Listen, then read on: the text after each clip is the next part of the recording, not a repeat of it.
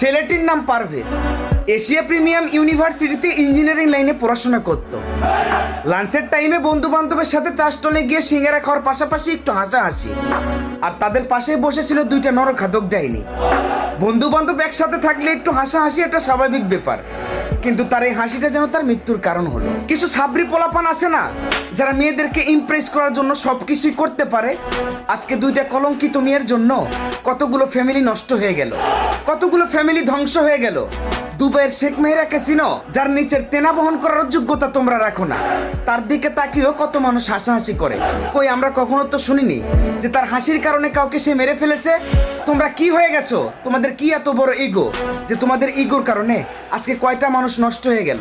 এটা কি তোমরা একবার ভেবে দেখেছো? এখন আমি মেয়েদের নিয়ে কিছু বললে এই ভিডিওর কমেন্ট বক্সে আমার কিছু মা বোনেরা এসে উল্টা পাল্টা কমেন্ট করবে। আসলে কিছু অংশ মেয়েদের জন্য পুরো মেয়ে জাতির আজ হচ্ছে কলঙ্ক। ধর্ষণকারীরা কোথায় গেছে?